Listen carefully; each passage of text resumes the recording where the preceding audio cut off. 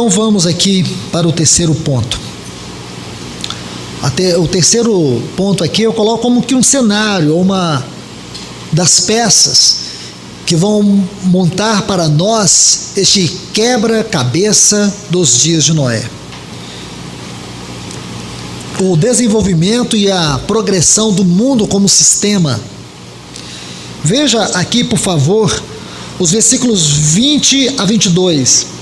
Diz que Ada deu à luz a Jubal, ou a Jabal, o qual foi o pai dos que habitam em tendas. Gênesis capítulo 4, versículo 20. Diz assim: Ada deu à luz a Jabal, que foi pai dos que habitam em tendas e criam gados. O nome de seu irmão era Jubal, o qual foi pai de todos os que tocavam harpa e flauta. Zila também deu à luz a um filho, Tubal-Caim, fabricante de toda obra de bronze e de ferro. Agora veja, se você estudar com cuidado esses textos, você vai ver algo muito interessante. Quando Deus criou o homem e colocou no jardim do Éden, o homem vivia naquele paraíso de Deus. Aquela terra era um reflexo do céu. A terra, ela refletia o céu, porque o céu era como um espelho sobre a terra. Você sabe que o Salmo de número 8 é um dos salmos mais profundos da Bíblia. Ele foi escrito para que nós pudéssemos interpretar os 3 primeiros capítulos de Gênesis.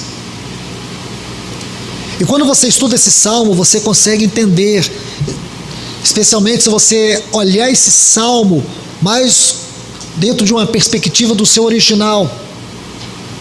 Então, você vai ver ali, naquele salmo, uma descrição de que é como se a terra e o céu estivessem juntos, como que unidos. Deus glorificou o seu nome no céu e o exaltou na terra. É como se a terra ecoasse a realidade do céu.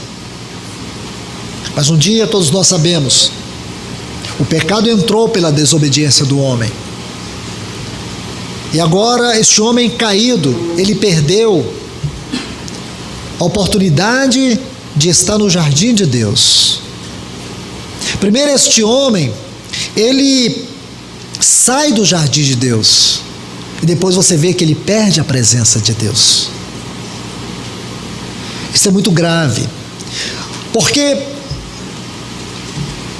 aquele homem criado por Deus, ele tinha em Deus, em tudo que Deus provia para ele, sua provisão, o seu prazer e a sua proteção. Toda provisão, todo prazer e toda proteção do homem estava em Deus.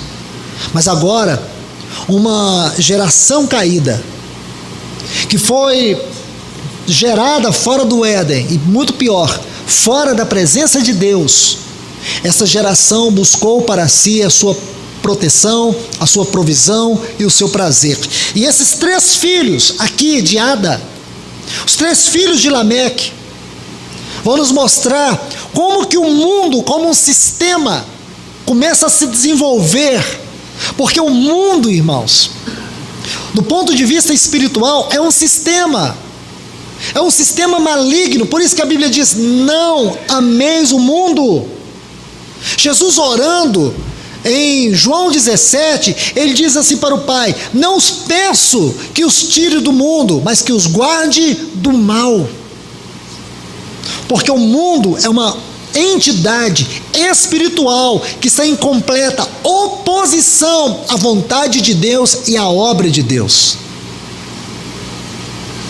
Nós estamos no mundo, mas o mundo não pode estar em nós. Isso tem uma coisa terrível nesse tempo, irmãos.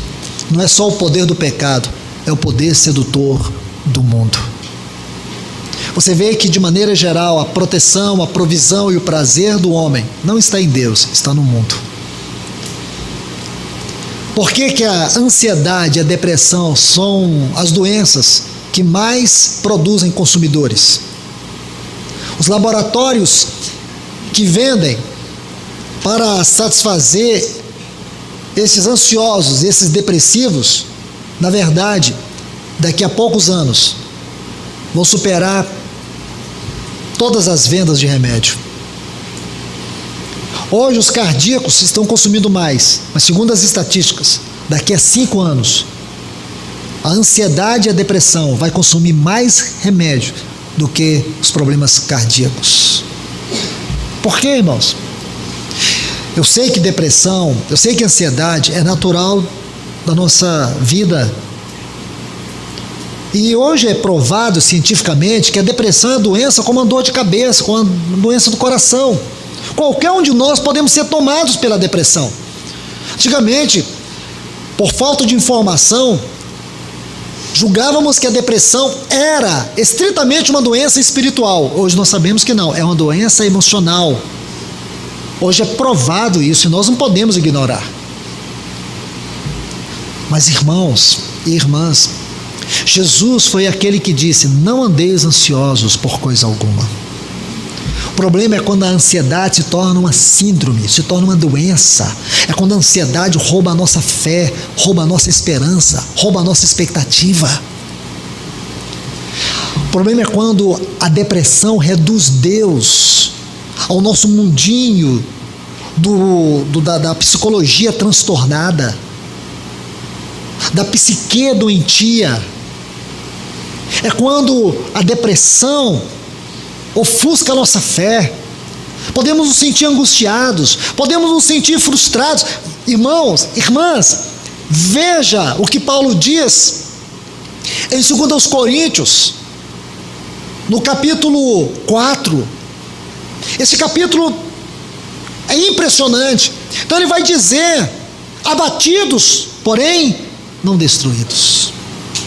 Podemos passar por muitas lutas, provações, privações. Podemos nos sentir profundamente abatidos, porém nunca destruídos. Nós não podemos deixar que nada venha reduzir a nossa fé ao pó. Nada.